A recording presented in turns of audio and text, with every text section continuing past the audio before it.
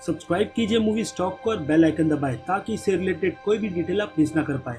Hello friends, तो आज हम बात करने वाले हैं दी अम्ब्रेला अकेडमी के सीजन 1 एपिसोड 1 के बारे में। इस वीडियो में मैं आपको एपिसोड 1 की पूरी कहानी बताने वाला हूं। तो डेफिनेटली ये वीडियो स्पॉइलर से भरी हुई है, तो अगर आपने इसका एपिसोड 1 नहीं देखा है तो आप इस वीडियो को यहीं पर रोक दीजिए, वरना आपका पहला एपिसोड देखने का मजा मैं पूरी तरीके से खराब कर दूंगा। वेल, तो अब इन बातों को ध्यान में रखकर चलिए शुरू करते हैं इस वीडियो को।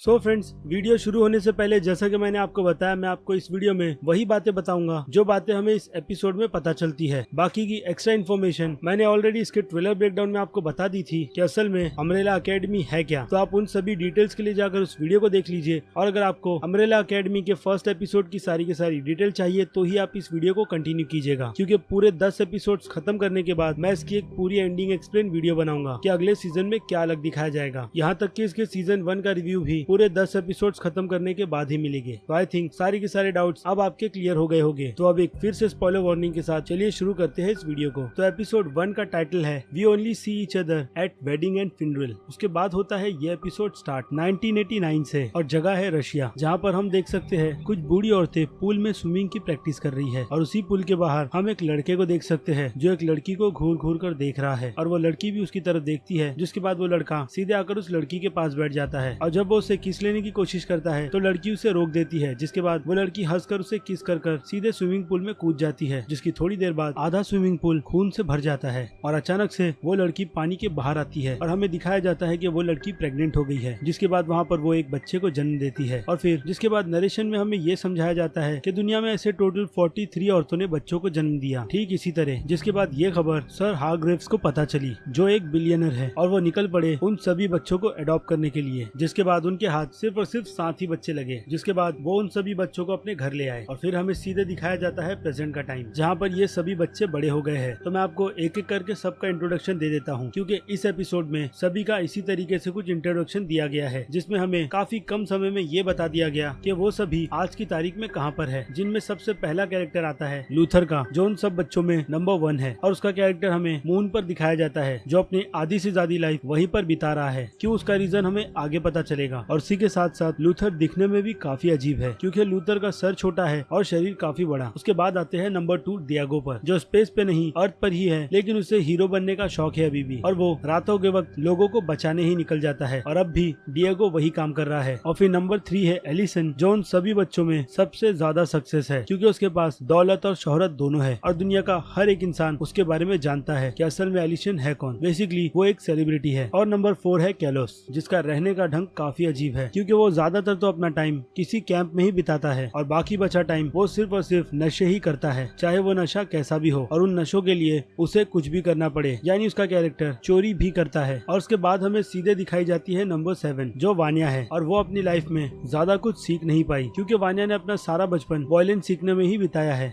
और उसके बाद हमें सीधे लूथर के कैरेक्टर के पास ले जाया जाता है, जहाँ पर उसे एक मैसेज आता है, और मैसेज पढ़कर लूथर थोड़ा टेंशन में आ जाता है, और डियागो को एक खबर न्यूज पर मिलती है। और उसके बाद आ जाए एल्सन पर, तो एल्सन को वो खबर प्रेस रिपोर्टर पूछ रहे होते हैं, जिसके बाद उसकी सेक्रेटरी आकर उसे इन्फॉर्म करती है कि असल में हुआ क्या है। और आ जाए कैलोस पर, तो कैलोस मरने की हालत में होता है, लेकिन अचानक से वो उठ जाता है, और उस एम्बुलेंस की वैन में उसे पता चलता है। और फिर सीधे हमें दिखाया जाता है वानिया का कैरेक्टर, जो एक स्ट्रीट पर जा रही थी, जहाँ पर एक स्टोर में वो टीवी की तरफ देखती है। जिसके बाद उसे और हमें ये पता चलता है कि असल में वो खबर है क्या। वेल, ये खबर है उनके फादर सर हारग्रेविस की, जिनकी डेथ हो गई है। और ये खबर सुनकर वानिया सीधे निकल पड़ती है अपने घर पर। जिसके बाद हमें एक फ्रेम दिखाई जाती है, जहाँ पर सर हार्वेस अपने बच्चों के साथ खड़े हैं, लेकिन उस पेंटिंग में टाइम टू टाइम चीजें चेंज होती है, जैसे कि एक एक कर उन बच्चों का जाना। जैसे कि उस पेंटिंग में सबसे पहले गायब होता है नंबर 5, जिसके बाद और साल बीतते हैं तो उनमें से बेन गायब हो जाता है। लेकिन उन सभी से ज्यादा इंटरेस्टिंग बात यह है कि उन पेंटिंग्स में हमें वानिया कहीं पर भी नजर नहीं आई। वेल, तो उसके बाद जैसे ही वानिया अपने घर पर पहुंचती है, तो उसे वहाँ उसकी मॉम दिखती है, जो उसके बोलने पर भी जवाब नहीं देती। जिसके बाद वहाँ पर एलिशियन आती है, और वो दोनों आपस में बात करने लगते हैं है कि इतने सालों बाद अब हम मिल रहे हैं, लेकिन वानिया को विश्वास नहीं होता कि एलिशिया अपना सारे काम छोड़कर अपने फादर का फ्यूनरल अटेंड करने आई है। जिसकी थोड़ी देर बाद वहाँ पर डिएगो आता है और वानिया से ये कहता है कि उसे यहाँ पर आना नहीं चाहिए क्योंकि वो इस घर से बिलोंग नहीं करती। और फिर एल्सिन वानिया से ये कहती है कि उसका भी इतना ही हक है इस घर में जितना कि डिएगो का। खैर तो डिएगो ऊपर की तरफ जाता है जहाँ पर वो जब अपने फादर की कमरे की तरफ जाता है तो उस कमरे में लूथर खड़ा होता है, जिसे देखकर डिएगो एक हिसाब से खुश होता है और उससे कहता है कि तुम्हारा साइज काफी बढ़ गया है। जिसके बाद लूथर डिएगो से उसकी फादर की मौत का राज पूछता है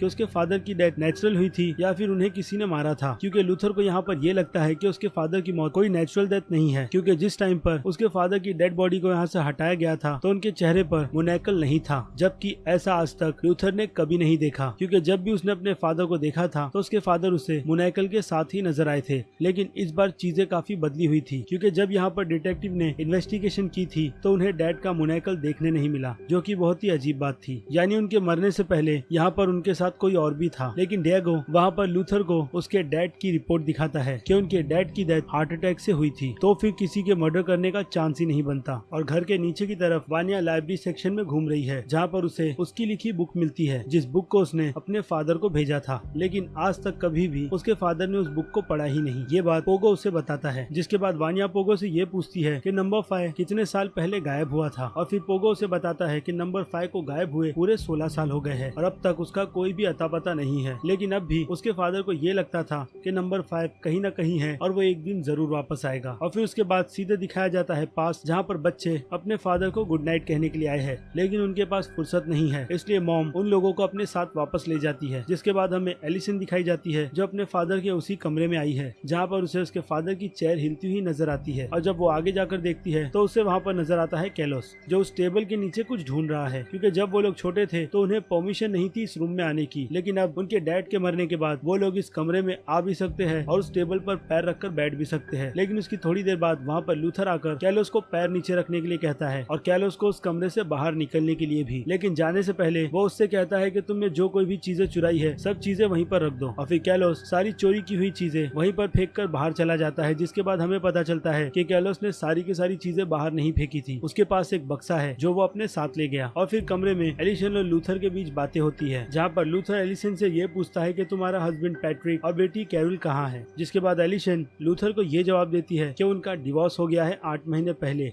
और बच्ची की कस्टडी पैट्रिक के पास चली गई है। जिसके बाद लूथर उससे पूछता है कि ये सब हुआ कैसे, और फिर एलिसन उसे बताती है कि उसने एक रूमर को सर्च कर दिया था, जिसके बाद वो कभी उसे सही कर नहीं पाई। उसके बाद ये सीन हटता है और हमें दिखाया जाता है हॉल का सीन, जहाँ पर सभी लोग एक साथ इकट्ठे हुए हैं, क्योंकि लूथर को शक है कि उसके फादर का किसी ने मर्डर कर दिया है। और अब लूथर चाहता है कि कार्लोस अपनी पावर से अपने फादर की आत्मा से बात कर ये पता लगाए कि उन्हें किसने मारा था। लेकिन कार्लोस ऐसा कुछ भी नहीं करने वाला, क्योंकि अभी वो उस सिचुएशन में नहीं है कि वो जाकर अपने फादर से बात करे। जिसके बाद डिएगो आगे आकर ये कहता है कि शायद यहाँ पर लूथर को ऐसा लगता है कि हमारे फादर को हम में से ही किसी एक ने मारा है और उसका शक उनमें से ही किसी पर है। ये सुनने के बाद सभी लोग वहाँ से उठकर चले जाते हैं। उसके बाद ये सीन हटता है और हमें दिखाया जाता है पास के 17 साल पहले क्या हुआ था, जहाँ पर हम देख सकते हैं कि बैंक के अंदर काफी लोगों को हॉस्टेज बना लिया गया है। जिसके बाद उस बैंक के अंदर एंटर करती है एलिशिया, जो वहाँ पर खड़े उस शख्स से ये कहती है कि मैंने सुना कि तुमने अपने साथी को गोली मार दी। और वो इंसान एलिशिया की उस बात को सुनकर अपने पार्टनर के पैर पर गोली मार देता है। उसके बाद उस बैंक की छत से भागता हुआ लूथर सीधे बैंक के अंदर एंटर कर एक रॉबर को सीधे बैंक की खिड़की से बाहर फेंक देता है। और फिर डिएगो नाइफ लेकर भागता हुआ आता है और वो नाइफ जैसे ही फेंकता है तो वो नाइफ घूम कर जाकर दूसरे रॉबर को लगती है। और फिर उसके बाद वहाँ पर आता है नंबर 5, जो टेलीपोर्ट होकर उस आखिरी रॉबर को मारता है। और हॉल की तरफ और भी काफी सारे रॉबर्स थे जिन्हें अकेले जाकर बेन मारता है, काफी अजीब तरीके से, क्योंकि हमें भी कुछ दिखाई नहीं जाता। लेकिन जब वो दरवाजा खोलकर अंदर आता है तो वो पूरा खून से भरा हुआ होता है। और फिर सभी हॉस्टेज बाहर की तरफ भाग जाते हैं। जिसके बाद वो सभी के सभी बच्चे बाहर आते हैं, जहाँ पर पूरी दुनिया उन्हें देख रही होती है। और दूसरी तरफ छत पर खड़े सर हारग्रेविन भी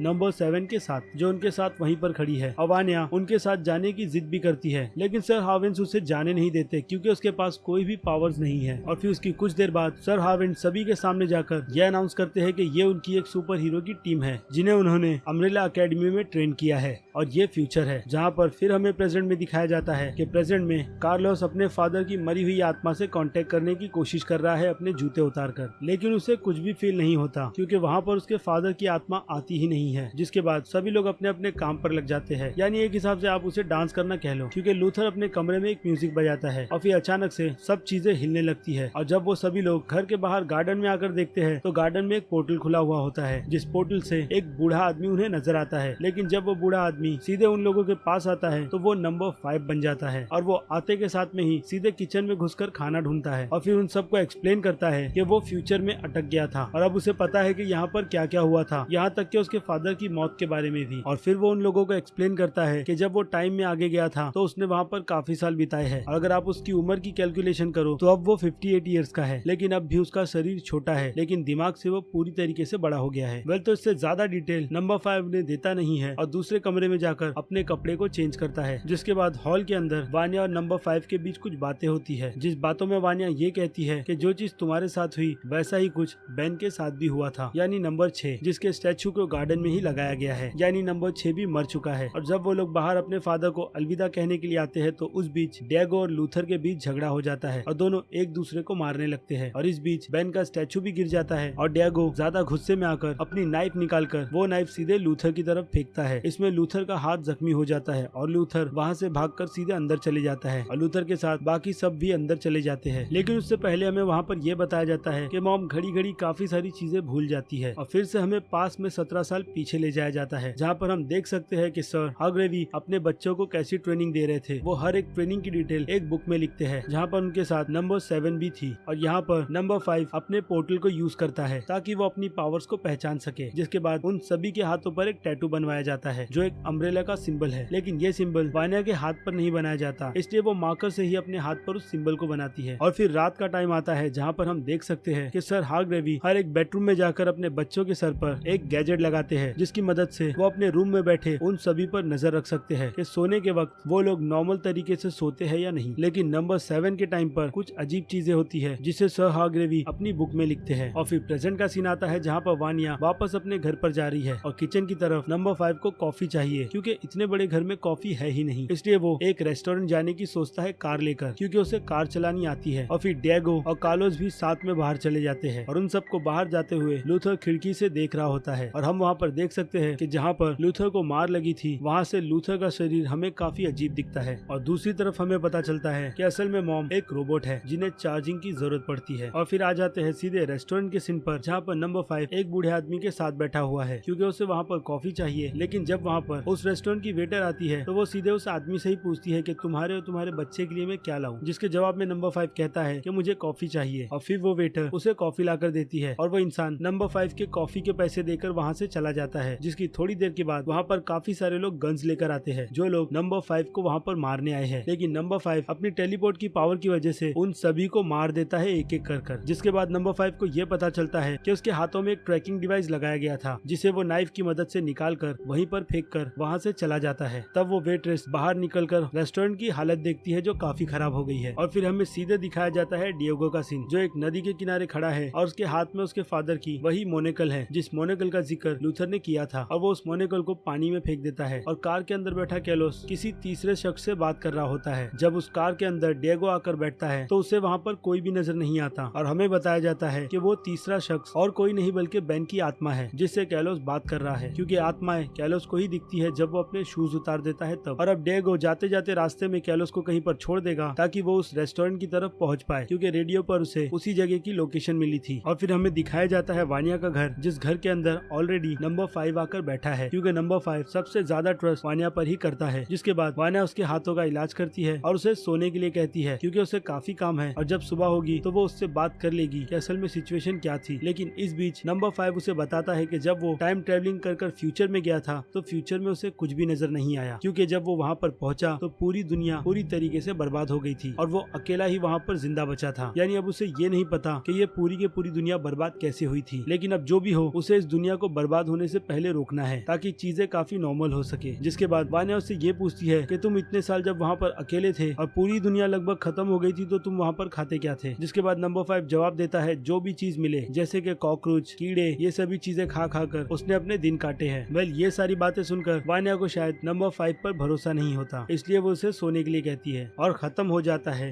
एपिसोड नंबर 1, जो हमें काफी कंफ्यूज कर चला गया है। तो अब आपको इसके बाकी का एपिसोड काफी जल्दी देखने मिलेगा, क्योंकि मैं कोशिश करूंगा कि मैं जल्द से जल्द इसके बाकी के भी एपिसोड एक्सप्लेन कर दूं आपको। तो अब जाते जाते मेरे इस वीडियो को लाइक करना बिल्कुल भी मत भूलिएगा और अगर आप मेरे चैनल पर नए हैं तो मेरे चैनल को सब्सक्राइब भी कर लीजिए और लगे हाथ तो उस बेल आइकन को भी क्लिक कर दीजिएगा ताकि मैं इस चैनल पर जब भी कोई नई वीडियो अपलोड करूँ आपको उसकी नोटिफिकेशन सबसे पहले मिले। तो अब मिलते हैं आपसे अगले वीडियो में। Till then bye.